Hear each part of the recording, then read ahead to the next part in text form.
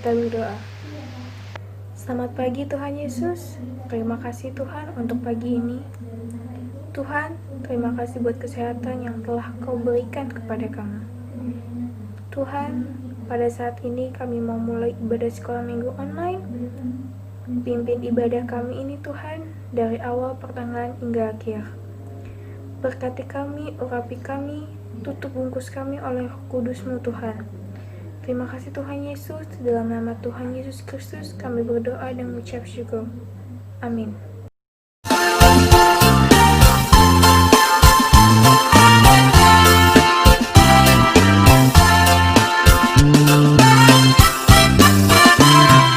Baca kitab suci, doa tiap hari, doa tiap hari, doa tiap hari.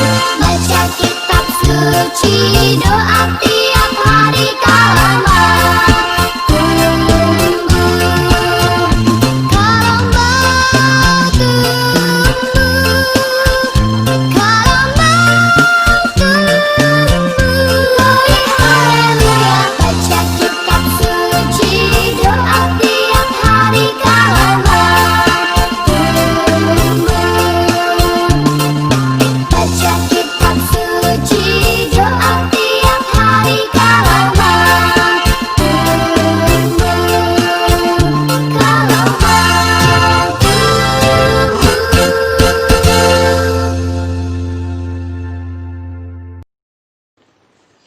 Selamat pagi anak-anak.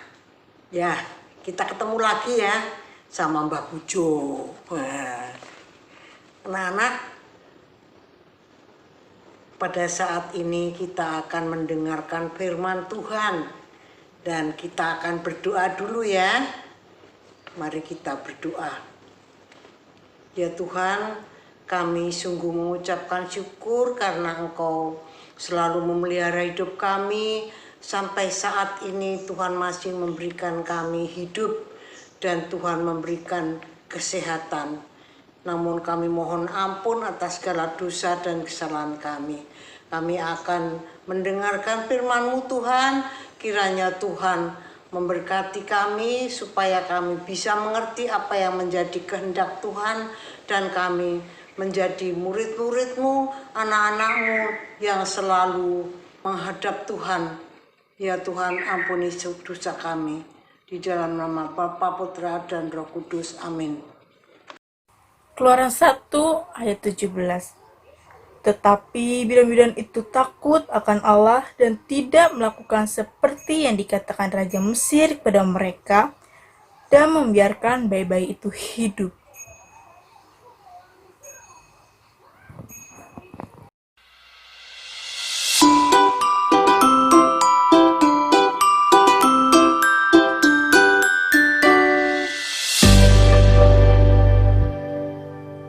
Hi, kids! Hi. Do you want to tell our friends our story? Me? No, you're much better with telling stories. I'll just help you. Okay. My name is Sifra, and it means beauty. And my name is Pua. Yeah, I know. It's pretty funny. But in Hebrew, my name means to shine. Welcome to Egypt. I hope you have come well prepared, because you have arrived at a very difficult time, and you are going to need a lot of faith in God. You know what? We live 1,700 years before Christ. And the pharaoh that reigns now is Thutmose. I know. You were probably expecting to find Seti the First, father of Ramses. Those movies you watch get it wrong every time. Ramses came much, much later. Yes, Thutmose I is a very bad king. He doesn't want to recognize that God was the one who gave so much wealth to the pharaohs when Joseph was governor. And now, Pharaoh has made us his slaves, because he's afraid that we will take away his kingdom. The thing is that God has blessed us, and we have become a very large nation of people. Pharaoh doesn't like having so many foreigners in his country, so he made us work a lot. Yes, he's terrified that we Hebrews will fight against him whenever we get the chance. But honestly, we don't want to fight. We just want to leave Egypt one day as God promised our father Abraham we would. But Pharaoh doesn't seem to understand that. First, he made us work hard so that we would die making mud bricks in the hot sun. But that didn't happen. Instead, he just sees that we keep having more and more children. He's really worried that soon there will be more Hebrews than Egyptians. So he came up with a horrible plan. The thing is, we're midwives, which means we deliver babies. And well, one day the king called us to his palace and ordered us to kill all the newborn boy babies. There's no way we're gonna do that. We're praying for God's protection. And you know what? Right now, we barely have to deliver any Hebrew babies at all because the Hebrew women are very healthy. They work hard and exercise, and that's why their babies are born with hardly any problems at all. And when the king called us back to ask why we were disobeying him, we told him that we obviously couldn't do anything because before we arrived, the babies had already been born. Oh, you should have seen the king's face when we told him that. He was furious. He even made a new law. It was a death decree. He ordered all Egyptians to be on the lookout, and if they spotted a newborn Hebrew boy, they would throw that baby into the river. Pharaoh is crazy. First, he forced us to work harder so we wouldn't have so many kids. And then, when he gave the death decree, he became a murderer. Now he wants all Egyptians to follow his evil plan too. I don't know what's wrong with him. Doesn't he realize that a living slave is better than a dead one? He can build more cities and things with slaves, but if he kills all of us, he has no one to work for him. Don't say that, Pua. God has promised that we will not be slaves forever. Someday, God's people will leave Egypt in victory, and we will return to Canaan, to the promised land.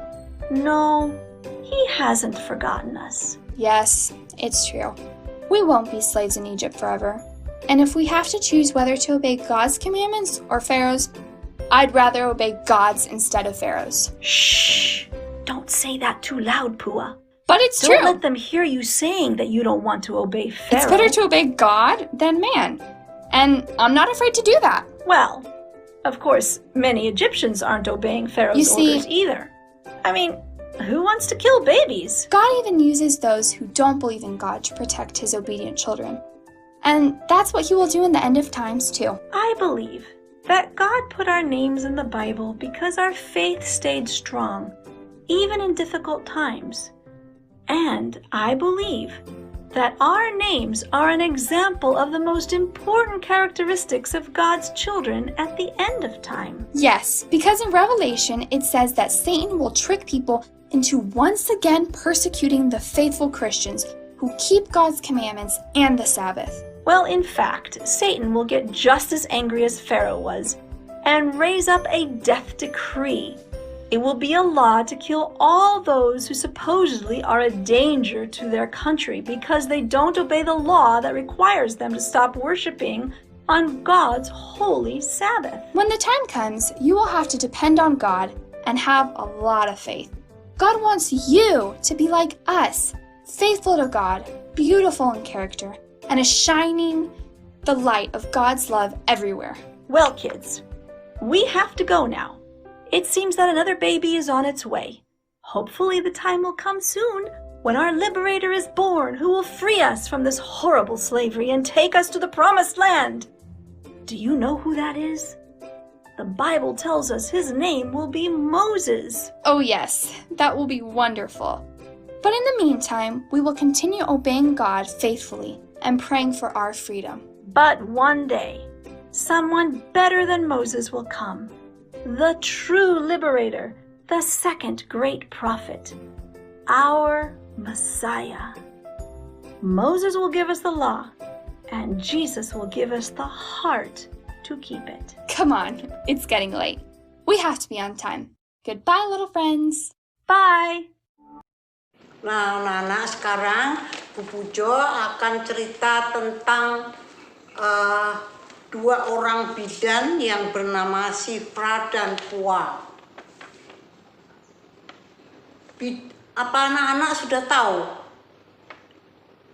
Bidan itu kerjaannya apa? Nah, mesti ada yang tahu kan, bidan itu kerjaannya menolong bayi lahir. Nah, tentunya kalau bidan itu sayang sama anak-anak ya. Nah, pada saat itu Shipra dan Pua itu akan melahirkan seorang bayi. Bayinya laki-laki. Padahal si rajanya mengumumkan kalau bayi orang Israel itu laki-laki harus dibunuh sama Shipra dan Pua.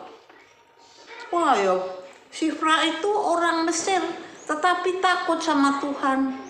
Makanya pada saat dia menolong melahirkan bayi laki-laki, dia nggak tega dong.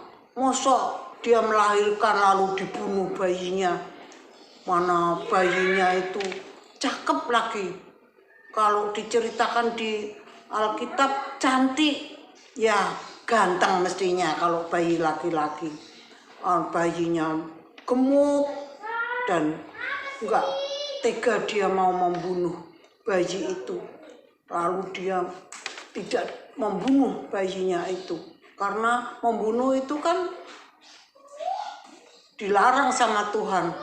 Nah, waktu itu terus Shipra dan Pua dipanggil sama Raja Firaun. Kenapa kamu berbuat begitu? Kayak saya kan sudah mengumumkan kalau bayinya laki-laki harus dibunuh. Tapi Shipra dan Pua bilang gini, aduh Raja, orang Israel itu, Ibrani itu orangnya kuat-kuat. Saya belum datang itu bayinya sudah lahir, katanya begitu. Tapi sebetulnya enggak, memang dia menolong kelahiran bayi itu. Nah, lalu dan anak-anak, bayi itu nanti akan menjadi penolong dari bangsa Israel yang pada saat itu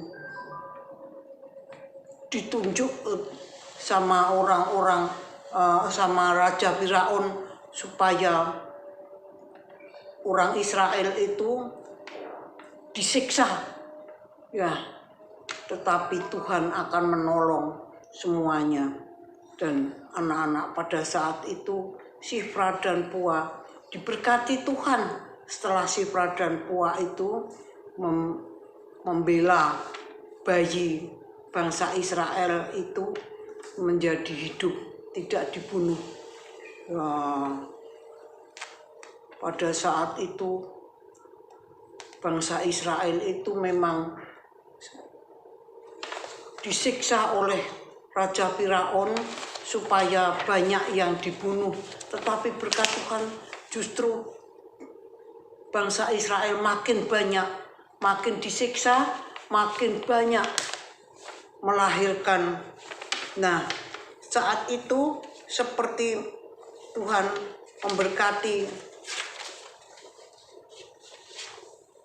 pelangi. Nah, pelangi itu gambarnya seperti ini kan. Sudah tahu kan, kalau habis hujan itu kan kadang-kadang ada pelangi. Itu berarti Tuhan itu memberkati supaya Tuhan itu tidak akan membunuh bangsa Israel seperti waktu Nabi Nuh. Nah, kalau anak-anak ingat ceritanya Nabi Nuh itu juga tentang pelangi, yaitu setelah hujan deras dan ada pelangi, berarti Tuhan tidak akan membunuh bangsa di dunia ini. Ya, Tuhan memberkati kita semuanya. Nah, anak-anak, pada saat itu yang lahir itu adalah Musa. Ya, Musa pada saat itu lahir dan putri Raja Firaun sedang mandi di sungai, dan Musa itu dimasukkan ke peti sama bapak ibunya, lalu ditungguin sama anak kakaknya yang namanya Miriam. Nah, di situ ditungguin, lalu putrinya Firaun itu mendengarkan, loh kok ada bayi, diambillah bayinya itu. Oh, bayinya cakep banget nih, sayang ini, coba dicarikan orang yang bisa menyusui. Nah, kakaknya yang menungguin lalu datang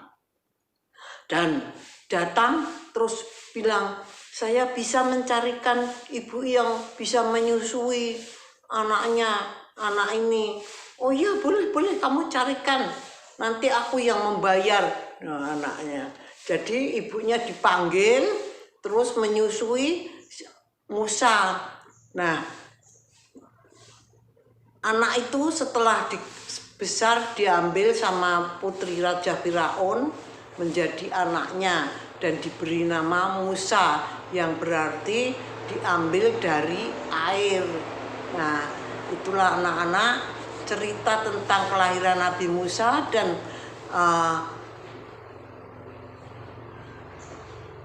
bidan Shifra dan Pua yang menolong kelahiran Musa. Demikianlah tadi anak-anak cerita tentang kelahiran Nabi Musa dan Shifra dan Pua sebagai bidan. Walaupun dia orang Mesir, tetapi dia tidak membunuh, tapi malah takut sama Tuhan, dan dia diberkati Tuhan, dia bisa mendapatkan jodoh dan bersuami. Demikian tadi anak-anak cerita tentang Shifra dan Pua yang menolong kelahiran Nabi Musa.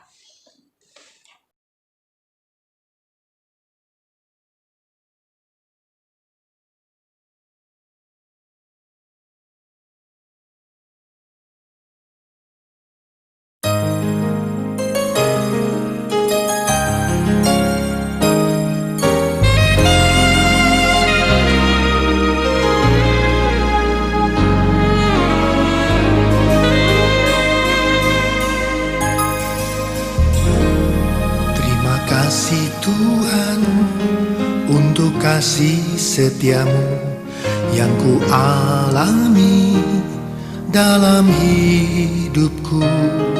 Terima kasih Yesus untuk kebaikanmu sepanjang hidupku.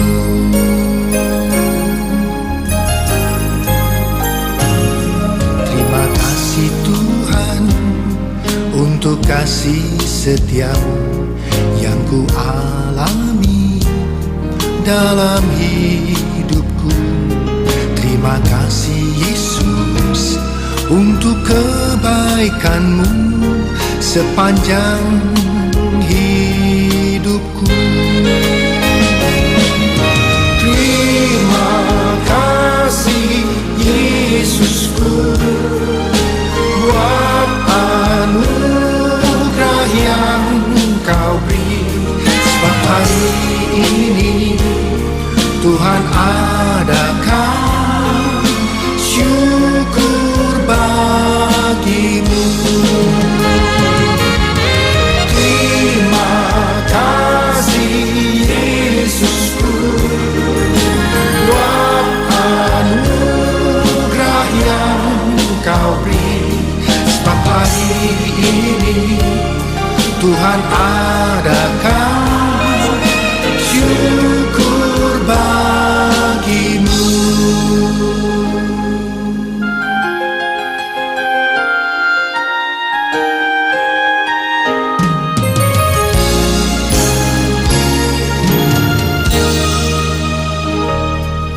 Terima kasih Tuhan untuk kasih setiamu yang ku alami dalam hidupku.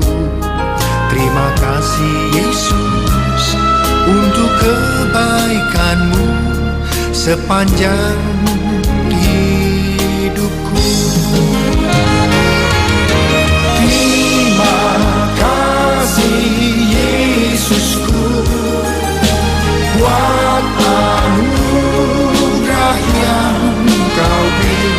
Sebab hari ini Tuhan adakan syukur bagimu. Terima kasih Yesusku buat anugerah yang Kau beri. Sebab hari ini Tuhan adakan syukur bagimu. Sebab hari ini Tuhan adakan syukur bagimu. Sebab hari ini Tuhan adakan syukur bagimu. Syukur bagimu. Syukur bagimu.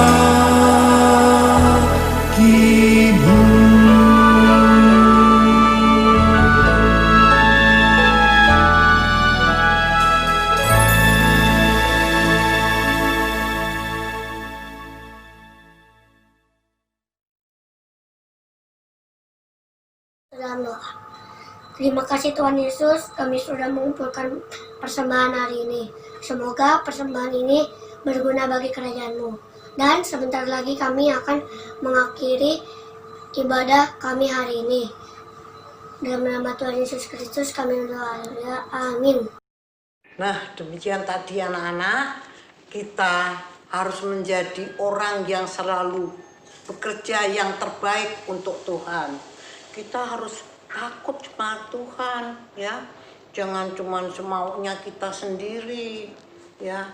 Jadi kita harus belajar seperti Puah dan Shipra tadi, dia menjadi bidan bukan seagama dengan bangsa Israel, tetapi dia takut pada Tuhan sehingga dia menurut kepada Tuhan, tidak menurut pada Raja Firaun. Salam damai dalam Tuhan Yesus Kristus. Amin.